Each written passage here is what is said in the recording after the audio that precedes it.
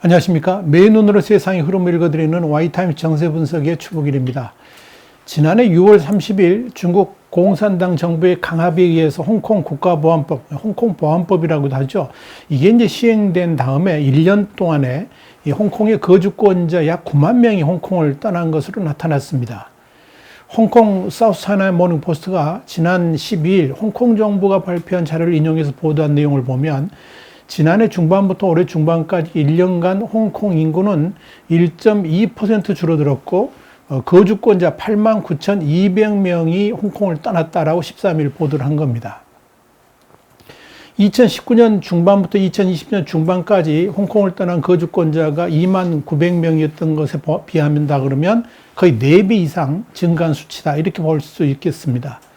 이와 관련해 가지고 AFP는 수많은 홍콩인이 이 탄압과 시위를 피해서 지난 2년간 떠났다 그러면서 특히 올 봄과 여름에 걸쳐서 홍콩 공항에서는 눈물의 작별이 이어졌고 대부분이 홍콩인에 대해서 이민 문호를 넓힌 영국으로 떠났다라고 전했습니다. 자, 문제는 이렇게 홍콩을 떠나는 사람들 가운데 의도적으로 중국 스파이들이 이런 이민 행렬에 끼어들고 있다는 점입니다. 영국의 더 타임스는 지난 9일 정부 관계자들이 영국 해외 시민, 그러니까 이걸 BNO라고 그러는데요. 이 BNO 요건을 가지고 비자 신청을 하는 홍콩인 사이에 중국 스파이들이 섞여 있다는 것을 알고 있다. 이렇게 보도를 했습니다.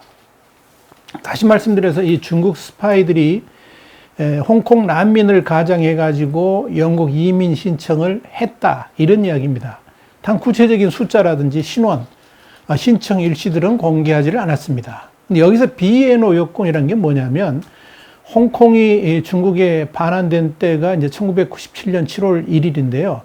이 7월 1일 이전에 태어난 홍콩 주민들에게 영국 정부가 부여하는 그런 겁니다. 이게 BNO 대상자가 되는 건데 이 BNO 대상자가 비자를 신청하면 5년간 영국에서 거주와 노동이 가능합니다. 그리고 이제 이렇게 5년간 거주 노동을 한 다음에 시민권 신청을 하게 되면 허용이 됩니다. 지금까지 이미 3만 명 이상이 이 비자를 신청한 것으로 나타나 있습니다. 영국은 중국이 홍콩 국가보안법을 도입하니까 이걸 비판하면서 올해 1월 31일부터 BNO 요건을 가진 홍콩인들의 이민 신청을 받고 있는데 이와 관련해 가지고 더 타임스는 비자 신청자들을 대상으로 엄격한 백그라운드 체크가 진행 중이고 거기에는 이유가 있다 그랬습니다. 그러면서 이 BNO 비자의 조사 절차는 다른 경우보다 훨씬 철저하다라고 전했습니다. 그런데 오랫동안 홍콩에서 거주를 해온 중국의 고정 간첩들이 이제는 이제 BNO 요건을 활용해 가지고 영국 이주를 신청하고 있다 하는 이야기입니다. 슬그머니 이 홍콩인들 틈에 섞여 들어가 가지고 영국에 뿌리를 내리려고 하고 있는 겁니다. 여러분, 이 지난해 12월 13일 1896년에 창간된 아주 오래된 영국 일간지인데요. 데일리 메일이 중국 공산당원 195만 명이 전 세계의 정부와 기업 그리고 대학과 연구소 등의 고위직 또는 전문적으로 취업해가지고 중국을 왜 일하고 있다. 이런 중국 공산당 내부 자료를 폭로해가지고 대단한 충격을 준 바 있습니다.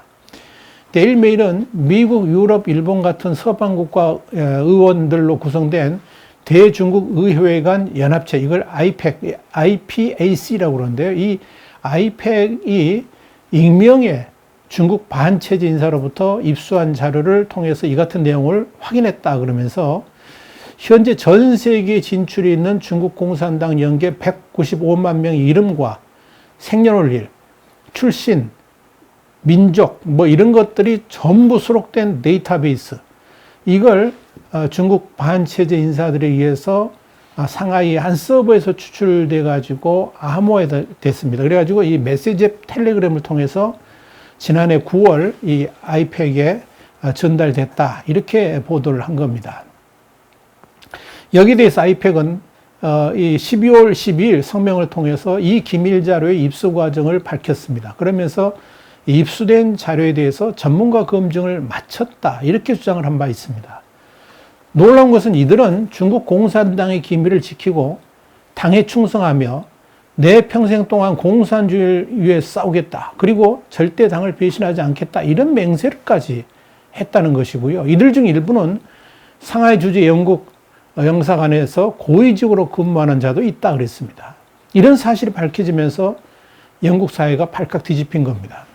상하이 주재 영국 영사관에서 일하는 이는 당시 영국 관리들의 중국 방문을 지원하는 업무를 맡은 고위 관리였습니다. 또 영국 첩보국인 MI6 관리하고 가까운 부서에서 근무한 직원도 공산당원이었습니다. 또한 프랑스의 국영항공사 에어버스와 영국 자동차 업체인 롤스로이스를 비롯해 가지고 미국 최대 제조업체이고 군산복합체죠. 모잉에도 수백 명이 재직 중인 것으로 드러났다. 이렇게 밝혔습니다. 그리고 코로나19 관련해 가지고 백신 생산업체인 미국 제약업체 파이저라든지 영국 제약사인 아스트라제네카에도 123명이 고용됐고요. 영국 자동차 업체인 제규어 랜드로버에서도 근무하고 있는 이들도 있었습니다. 또 600명 이상의 중국 공산당원이 영국계 은행인 HSBC하고 스탠다드 차타드의 19개 지점에 고용됐다는 사실도 확인이 됐습니다. 이와 함께 공산당원 신분의 중국 학자들도 영국 대학을 포함해 가지고 전 세계 학교들에서 근무하고 있고 항공우주공학이라든지 화학 같은 첨단 기술 분야 연구에 참여했다라고 데일리메일은 보도를 했습니다. 이 데일리메일은 미국 당국은 이미 중국 공산당의 스파이 활동에 대해서 차단 작업에 돌입했다라고 보도를 했습니다. 또 미국 싱크탱크인 가토 연구소는 1990년부터 2019년까지 30년 동안에 미국 내에서 체포된 스파이 1,485명을 분석한 보고서를 올해 2월 달에 낸 바 있는데요. 이 중에 60%가량인 890명이 외국인이었습니다. 근데 그 중에 중국인은 184명, 전체의 12.4%로 외국인 중에서는 가장 많은 비중을 차지했습니다. 영국도 지난해 작년 기자신분으로 위장한 중국 국가안전부 요원 3명을 추방했고, 벨기에 정보당국도 지난해 기자신분을 가지고 브뤼셀에 나와 있는 중국 스파이 2명에게 유럽연합의 기밀 정보를 넘긴 혐의로 이 MI6 요원 출신인 영국 기업가 프레이저 카메론에 대해서 법적 조치를 취한 바 있습니다. 독일 검찰도 지난해 5월 정치 싱크탱크인 한스 자이델 재단의 고위 인사로 활동한 적이 있는 원로 정치학자 클라우스 랑게를 중국 스파이 혐의로 기소를 했었습니다. 이렇게 전 세계가 중국의 스파이 활동에 대해서 주목을 하고 있는 겁니다. 여러분, 이 중국이 꿈꾸는 중국몽은 전 세계 질서를 중국 중심으로 구축해 가지고 세계를 제패하는 겁니다. 이를 위해서 사용하는 전략이 바로 초안전입니다. 이 초안전이라는 것은 중국 공산당의 군사행동을 이끄는 기본 개념인데요. 모든 경계와 한계를 초월하는 극한의 전쟁이다. 이렇게 정리할 수가 있습니다. 한마디로 중국몽을 달성하기 위해서 모든 제한과 규범과 법까지 초월하면서 수단과 방법을 가리지 않고 중국몽을 확산시킨다. 이런 의미로 설명할 수 있을 것입니다. 이런 초안전을 추진하는 핵심 부서가 중국의 통일전선 공작부입니다. 이 통일전선이라는 말 자체가 강한 적을 상대하기 위해서 반대 세력 중에서 일부 약한 적들과 연대해 가지고 전선을 하나로 통일해서 점차 세력을 확장해 간다. 이런 의미죠. 물론 여기에 국무원 산하의 국가안전부 그리고 인민해방군 총참모부도 함께 거들고 있습니다. 이들 조직은 전 세계 50여 개국 170개 도시에 요원들을 배치하고 있는 것으로 전해지고 있습니다. 중국은 이 통일전선 전략으로 전 세계의 국가들을 자신들의 손아귀에 넣으려고 하고 있는 겁니다. 그래서 각종 가짜 정보를 유포하고 중국 친화적인 여론 조성과 함께 좌파 시민단체들과 통일전선을 구축해가지고 사회를 교란하고 대학에 침투해서 학문의 자유를 제한하고요. 또 사상과 표현의 자유를 억압하는 이런 다양한 전략과 전술을 구사하고 있는 겁니다. 미국의 카토 연구소는 앞선 보고서에서 미국과 중국, 러시아의 스파이 활동에 대한 특색을 비교해서 흥미를 끌었습니다. 내용은 이런 겁니다. 어떤 해변이 이 첩보 수집 대상이라고 한다 그러면 러시아는 잠수함과 잠수요원을 보내가지고 밤에 몰래 해변에 모래를 수집하는 데 반해서 미국은 어떻게 하느냐? 위성자료를 분석해가지고 모래 성분을 분석한다는 겁니다. 자, 그렇다면 중국은 어떻게 할까요? 흥미롭게도 중국은 1000명의 관광객을 해변으로 보내가지고 이들이 가지고 온 모래를 모아서 분석한다 하는 이야기입니다. 한마디로 인해 전술식의 첩보 전략입니다. 이런 중국의 방식에 대해서 미국도 경계심을 갖기 시작했고, 그래서 미국의 중국 유학생 수천 명을 돌려보내고 공산당원 입국을 제한하는 이런 중국에 대한 이민 통제를 강화하고 있다 하는 이야기입니다. 그러니까 여러분, 중국의 초안전은 단순한 첩보 전략에만 그치는 것이 아니고요. 아예 그 나라를 통째로 움직이려고 하는 시도까지 동시에 진행을 합니다. 그렇게 중국이 강력하게 국가 체제 자체를 바꾸려고 시도했던 나라 중에 대표적인 곳이 어디냐면 바로 호주입니다. 중국 공산당은 이 호주 사회에 대한 영향력 확대를 위해서 1990년대 말부터 이 초안전에 기반한 전략을 본격화하기 시작을 합니다. 우선적으로 경제협력과 민간교류를 확대하면서 영향력을 키워나갔습니다. 그 다음 단계로 중국 공산당의 핵심 인물들을 계획적으로 호주로 이민을 보냈습니다. 그래가지고 호주 주류 사회의 키맨으로 성장하도록 키웠습니다. 돈도 상당히 투자를 했죠. 이런 일련의 작업을 통해서 호주의 대학들은 물론이고 미디어 등에다가 중국 공산당 당원들을 포진시켰습니다. 그러면서 이 호주 사회의 여론 주도는 물론이고 심지어 국가 정치에까지 영향을 미치기 시작을 한 겁니다.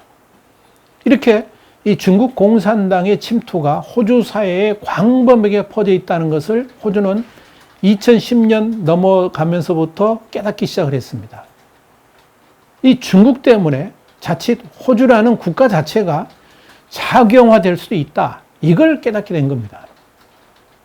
그래서 호주가 국가적 각성을 하기 시작한 것이고, 이 중국의 무역 압박에도 단단하게 버티면서 중국 타도를 외치게 된 것이다. 이렇게 보시면 되겠습니다.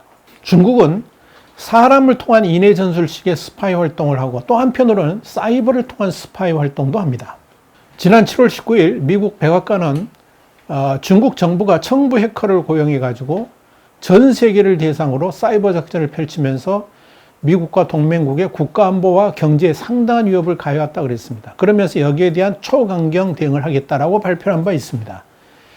백악관은 또 미국은 사이버 공간에서 중국의 무책임하고 불안정한 그런 행동에 대해서 오랫동안 우려를 해왔다 그러면서 미국과 동맹의 경제와 국가안보에 중대한 위협이 되기 때문에 중국의 악의적인 사이버 활동 양식을 자세하게 공개하고 추가 대응하겠다라고 밝혔습니다.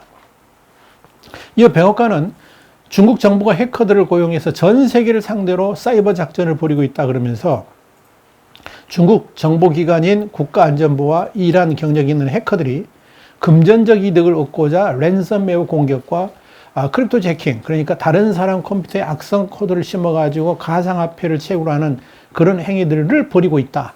이렇게 말을 한 겁니다. 백악관은 또 청부 해커들이 저지르는 범죄 행위를 중국이 해결하려고 하지 않아가지고 각국 정부와 기업이 지식재산권 지배 등으로 수십억 달러를 잃었다 그랬습니다. 그러면서 이 중국 정부에 소속된 해커들이 민간 기업에 랜섬웨어 공격을 가하고 몸값으로 수백만 달러를 요구한 사례도 확인됐다라고 밝혔습니다. 백악관은 이날 지난 3월 마이크로소프트 익스체인지 이메일 서버에 대한 공격도 중국 정부가 관여했다 그랬습니다. 그러면서 이 중국 정부를 악의적인 사이버 해킹 배후 세력으로 지목을 한 바 있습니다. 그러니까 여러분, 이 중국은 이런 식으로 한편으로는 다양한 신분 세탁을 통해 가지고 이 중국인들을 미국을 비롯한 자유세계 진영에 알박기를 하고 있고요. 또 한편으로는 이 해커 부대를 동원해 가지고 이 세계 곳곳에서 정치, 군사 정보, 그리고 산업 기술 정보를 긁어모으고 있다. 이렇게 보시면 됩니다.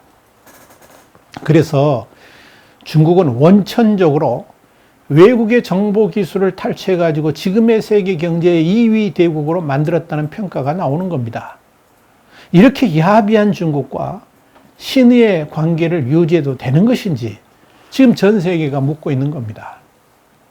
중국은 이미 공공의 적이 되어버렸죠. 그런 중국의 민낯을 우리는 지금 목도하고 있는 겁니다. 와이타임 정세 분석이었습니다. 다음 시간에 다시 뵙겠습니다. 감사합니다.